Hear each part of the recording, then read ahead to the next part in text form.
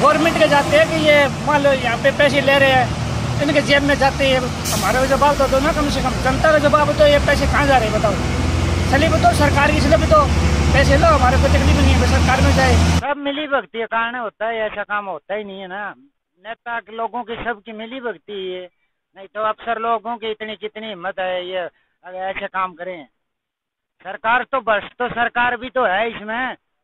इसमें कौन सी वो प्रधानमंत्री बोलता है रिश्वत खत्म कर दी, पर हर जगह तो भ्रष्टाचार है। एक आधी स्टेट में कम हो गया होगा, हर जगह गाड़ी वाले। गवर्नमेंट के आप देखो उधर जाके ये पर्ची आ गई है 1020 की, पर वो 1100 रुपये लेके फिर देंगे, वरना नहीं देंगे। पैसा है तुम्हारे पास 50 रुपये देंगे और ऊपर लेंगे, बोलेंगे पूरा हम 1100 लेंगे। 10 एक तो मेरे को लेंगे सेट करना, सेट करना हो गया है कोई कुछ। देखिए, इस तरह का चीज़ अगर कोई होगी तो बिल्कुल बख्शा नहीं जाएगा। अगर ऐसा किसी के सामने है, सबूत लेके सामने आएंगे तो उस स्टाफ के साथ वैसी ही कार्रवाई की जाएगी जैसी कानून में की जाती है, किसी को बख्शा नहीं जाएगा।